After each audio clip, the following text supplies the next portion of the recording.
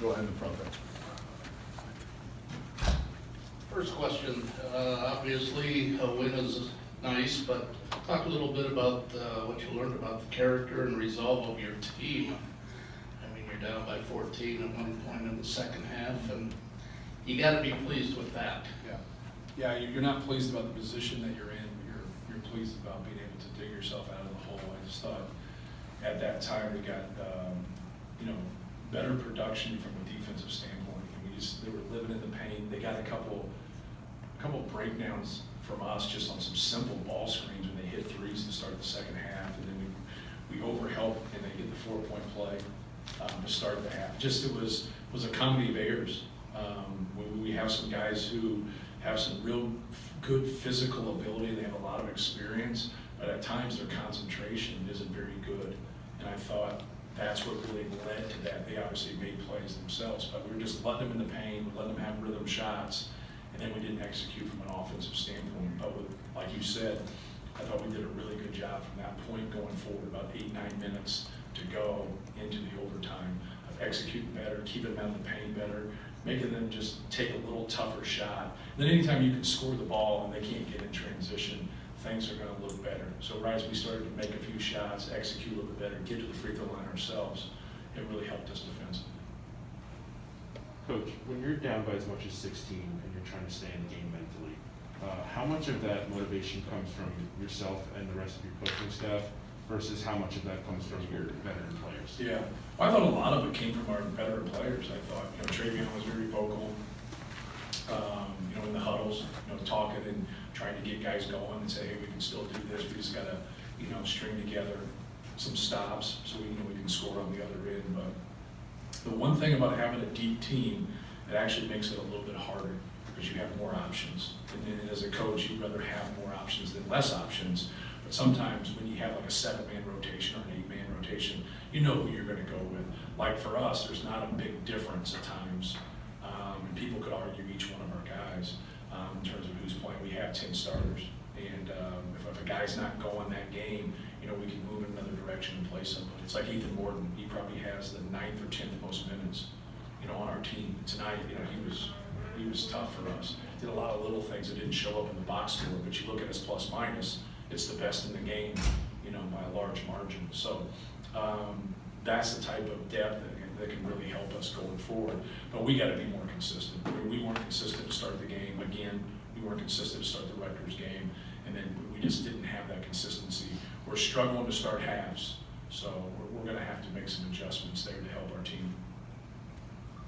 Coach, in all your times coaching them, you ever had 3 inbound plays in a row that just didn't happen at the end of the game? Yeah, no, a lot of the stuff that I work on, those full court ones, in those situations are full court ones, not 3-quarter court ones.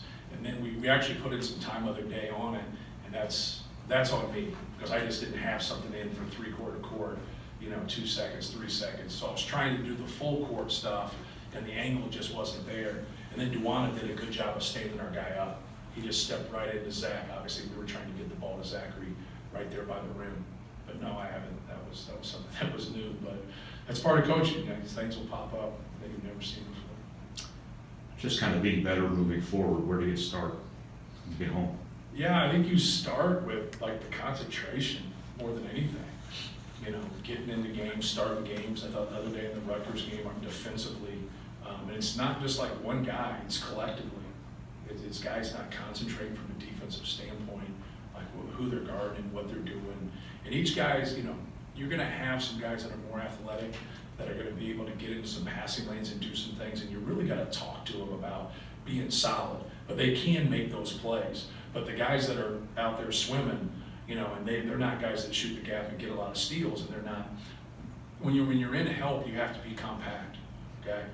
You're obviously, somebody's already beat. So now you're gambling or not compact after somebody is beat. It's a double whammy. When somebody's beat,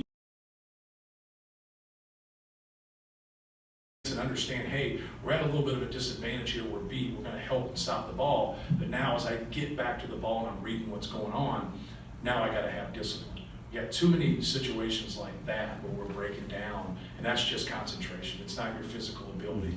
It's the ability just to concentrate and make the right play.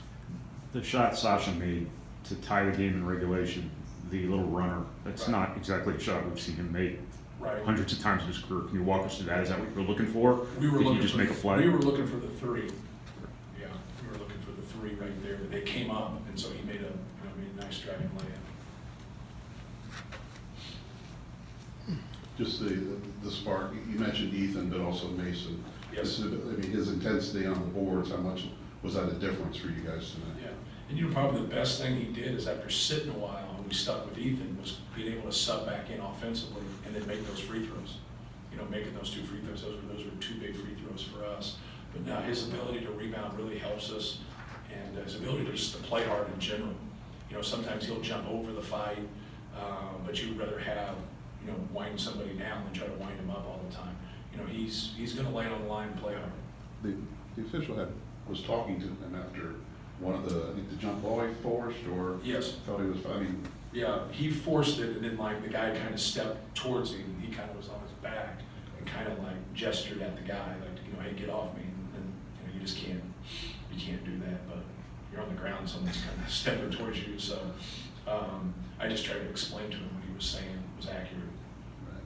I've been in arguments with Mason before, so sometimes he tries to take things to court that he shouldn't take to court. what specifically did Ethan give you tonight? Just as savvy. He just got a good feel for what's going on. He can pass.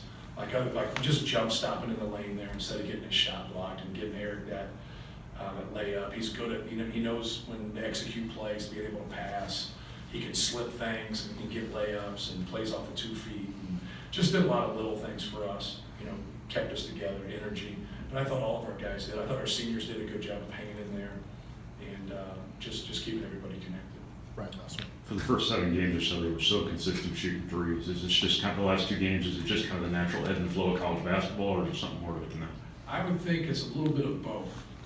I think we took some bad ones tonight. I think we had about 3 or 4 probably bad ones.